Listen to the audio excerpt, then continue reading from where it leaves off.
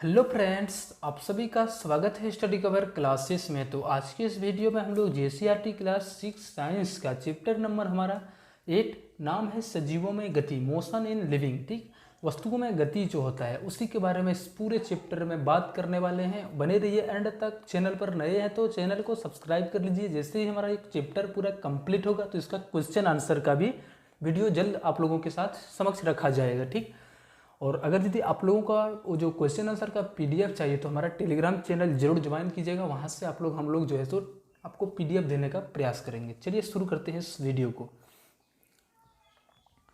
थोड़ी देर शांत होकर बैठने की कोशिश कीजिए।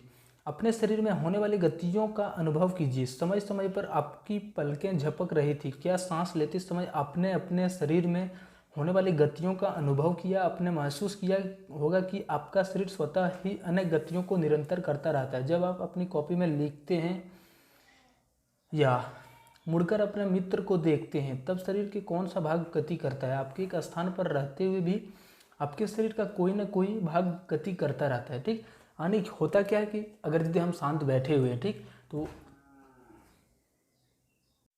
अगर यदि हम शांत बैठे हुए हैं तो अगर यदि शांत बैठे हैं, ठीक, तो हमारा कुछ शरीर कभी कभी इधर उधर मूव कर रहे हैं। ठीक, वो जो मूव जो घूम रहा है या फिर इधर उधर हम लोग मूव कर रहे हैं तो वो जो होता है उसको हम लोग क्या बोलते हैं? ठीक, वो हमारा कौन सा भाग जो है सो वो गति करता है। इसी के बारे में हम लोग पढ़ेंगे आज। पूरा डिटेल इसका कंप्लीट नहीं तो इसका पार्ट 1 हम लोग यहाँ पे करेंगे और इसका टोटल पार्ट 3 होने वाला, 3 पार्ट होने वाला। ठीक, और 2 पार्ट इसके बाद हम लोग आप लोगों को अवेलेबल करवाएंगे। चलिए, उसके बाद है हमारा, आप चलकर, दौड़कर या कूदकर एक स्थान से दूसरे स्थान तक घर जाते हैं तो आपके शरीर में गति होती है।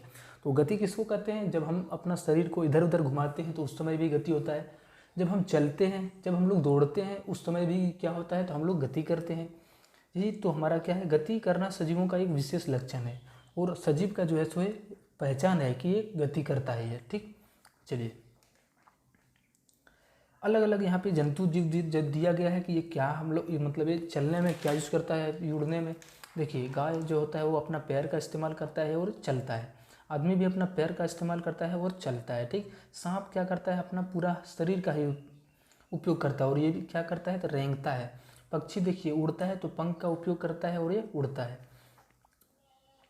चलिए, ये भी हमारा क्या है? ये चलता है और ये अपना पैर का उपयोग करके ये चलता है। ये मछली हो गया, अब क्या करता है? अपना पंख का उपयोग करके ये भी क्या करता है? तैरता है। ठीक, चलिए, अलग अलग जीव का गति जो है सो अलग अलग, कोई रेंगता है, कोई तैरता है, तो कोई उड़ता है, तो कोई चलता है। चलिए, उसके बाद है, अब इससे आपने जाना कि चलना, टहलना, दौड़ना, उड़ना, छलांग मारना, रेंगना एवं तैरना इत्यादि जंतुओं के एक स्थान से दूसरे स्थान तक जाने के कुछ विभिन्न तरीके हैं। क्या कारण है कि कुछ जंतु चलते हैं जबकि कुछ रेंगते और कुछ तैरते हैं? चलिए, हम लोग इसके बारे में भी बात करेंगे कि हमारा जो कोई वस्तु रेंगता ही क्यों है, कोई चलता ही क्यों, कोई उड़ता ही क्या है। दिन भर हमारे शरीर का कोई ना कोई भाग गति करता रहता है। इससे कौन से शरीर अंग हैं और वे कैसे गति करते हैं, आइए इस क्रियाकलाप के द्वारा हम लोग समझते हैं। चलिए,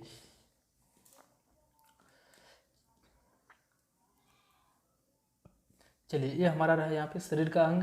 ये घूमता है, नहीं घूमता है तो उसके बारे में झुकता है, उठता है, बिल्कुल गति नहीं करता है। तो गर्दन क्या होता है? पूर्णतः ये घूमता है, पूर्णतः नहीं लेकिन आधा घूमता है, अंशतः यानी कुछ कुछ घूमता है। ठीक, नेक्स्ट, कलाई क्या है? ये भी हमारा हद तक का भी अंशतः ही घूमता है। ठीक, अंगुलियाँ भी क्या है?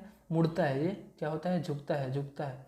ठीक, अलग अलग यहाँ पे आप लोग भर सकते हैं। चलिए, इसके बाद हमारा क्रियाकलाप के बारे में है। अपना जाना कि हमारे शरीर के कुछ भाग पूर्णतः घूमते हैं, कुछ अंशतः घूमते हैं। पूर्णतः मतलब जैसे कि कुछ भाग हमारा पूरा टोटल घूम जाता है लेकिन कुछ भाग जो होता है हमारा हल्का हल्का मूव करता है। ठीक, अपने अंगुली से अपने सिर, चेहरे, गर्दन, नाक, कान, कंधे के पीछे, हाथ, पैर, अंगुली एवं पैर को अंगुली को दबाइए। ठीक, उसके बाद क्या आपको ऐसा अनुभव है कि अंगुली किसी कठोर वस्तु को दबा रहा है या कठोर संरचनाएं क्या है? ये अस्थियां हैं। अगर यदि हम लोग दबा रहे हैं तो हम लोगों को जो कठोर मिल रहा है, ठीक, उसको हम लोग जो बोलेंगे अस्थि बोलेंगे, हड्डी, अस्थियाँ। जिस स्थान पर अस्थियाँ एक दूसरे से जुड़ी होती है और ये जो हड्डी, जैसे हमारा ये हाथ हो गया, ठीक, यहाँ पे हमारा ये मूव करता है तो ये दोनों जो यहाँ पे जुड़ा हुआ रहता है, ठीक, तो इसको हम लोग क्या बोलते हैं? संधि बोलते हैं। विभिन्न प्रकार की गतियों के लिए हमारे शरीर में अनेक प्रकार की संधियाँ होती है। चलने के लिए अलग, ये हमारा क्या हाथ का था तो ये हम मूव करने के लिए, हाथ को इधर उधर करने के लिए। जैसे हमारा कोई पैर का हो गया तो ये पैर क्या करता है, पैर के लिए यहाँ पे ये दौड़ने चलने दोनों का काम करवाता है। आइए इन विभिन्न संधियों के बारे में विस्तारपूर्वक चर्चा करते हैं। चलिए उसके बाद है कंदुक खलिका संधि। एक कंदुक खलिका संधि इसके बारे में हम लोग यहाँ पे बनाने का पहले प्रयत्न करते हैं। ठीक, एक गत्ते को बेलन के रूप में मोड़िए। गट्टा जो है सो उसको पेज का जो है सो मोड़ देना है। रबर अथवा प्लास्टिक की एक पुरानी गेंद में छेद करके किसी के निरीक्षण में उसमें मोड़े हुए गत्ते के बेलनाकार को चित्रानुसार डालिए और इस तरीके से हम लोगों को डाल देना है। ठीक, आप लोग क्रियाकलाप घर में कर सकते हैं। तो इसी तरीके से क्या होता है, कंदुक खलिका जैसे संधि द्वारा गति इस प्रकार से किया जाता है। अब गत्ते के बेलन को गेंद पर भी चिपका सकते हैं। गेंद को एक छोटी कटोरी में रखकर चारों ओर घुमाने का प्रयास कीजिए।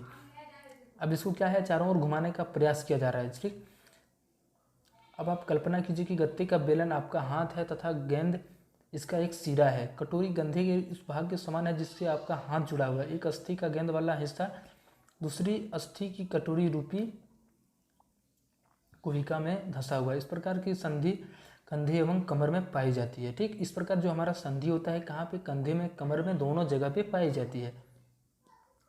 ये हमारा कमर में कंदुक खलिका संधि पाया जाता है, जो हम लोग कभी कभी इधर उधर मूव करते हैं तो उसके लिए। ठीक, चलिए उसके बाद है हिंज संधि। घर के किसी दरवाजे को बार बार खोलिए और बंद करिए।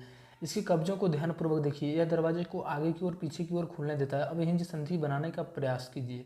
तो ये हिंज संधि। ठीक, तो आप लोग देखे होंगे इसका जो मैक्सिमम रेंज है यहीं तक घुमा सकते हैं, इसके ज़्यादा हम लोग नहीं ले सकते हैं। ठीक, तो ऐसा ही है कुछ यहाँ पे।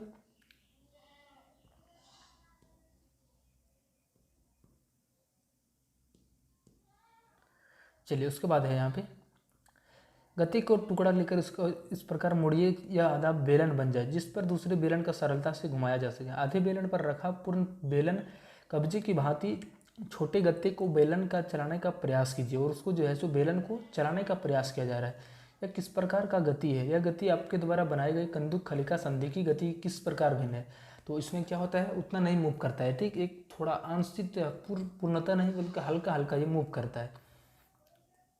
हिंज एक ही दिशा में गति होने देता है। कोहनी एवं अंगूठे में हिंज संधि पाया जाता है। कोहनी जो हमारा नीचे होता है, पैर के जो मुड़ा हुआ भाग रहता है वो हमारा कोहनी होता है और उसमें आप लोग देखिएगा एक मैक्सिमम रेंज तक इतना दूर तक मोड़ा, एक ही तरफ हम लोग मोड़ सकते हैं, दोनों तरफ नहीं। जैसे हमारा ये पैर है तो हम लोग इधर ले जा सकते हैं लेकिन इधर हम लोग मोड़ के नहीं ले जा सकते हैं। ठीक, चलिए धुराग्र संधि। गर्दन तथा सिर को जोड़ने वाली संधि और कलाई की संधि धुराग्र संधि है। जो हमारा गर्दन के ऊपर संधि पाया जाता है यहाँ पे, तो उसको हम लोग बोलते हैं धुराग्र संधि। इसके द्वारा सिर को आगे पीछे या दाएं बाएं घुमा सकते हैं। धुराग्र संधि में बेलनाकार अस्थि एक छल्ले में घूमती है और यहाँ पे कुछ इस तरीके से घूमता है। ठीक, बेलनाकार आकार में हम लोग इतना एक मैक्सिमम रेंज तक इसको घुमा सकते हैं, ज़्यादा हम लोग नहीं घुमा सकते हैं।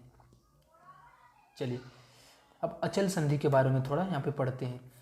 जब आप अपने मुंह खोलते हैं तो आप अपने निचले जबड़े को सिर से दूर ले जाते हैं। अपने ऊपरी जबड़े को हिलाने का प्रयास कीजिए। क्या आप इसे गति दे पाते हैं।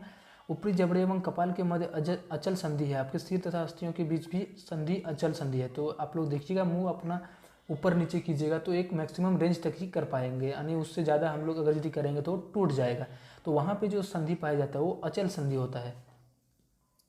कंकाल के बारे में, यदि आप एक गुड़िया बनाना चाहते हैं, संभवतः गुड़िया को एक आकृति प्रदान करने के लिए एक ढांचा तैयार करना होता है। हमारे शरीर की सभी अस्थियां ठीक इसी प्रकार शरीर को एक सुंदर आकृति प्रदान करने के लिए ढांचे का निर्माण करता है। इस ढांचे को कंकाल कहते हैं। यानी क्या होता है, हमारे शरीर का कंकाल तंत्र यानी पूरा सारा चीज़ अगर यदि उतार दिया जाए, सब केवल हमारा हड्डी को अगर यदि रखा जाए तो हमारा जो बन जाता है तो उसको हम लोग बोलते हैं कंकाल तंत्र। आप लोग देखे होंगे इस तरीके से आपका स्कूल में होगा तो हम लोगों का कंकाल तंत्र कुछ ऐसे ही होता है। दांत का इस तरीके, नाक जो हम लोगों को देखने में एक भूत टाइप का लगता है। ठीक, हम लोग बचपन में बहुत उससे डरते भी थे।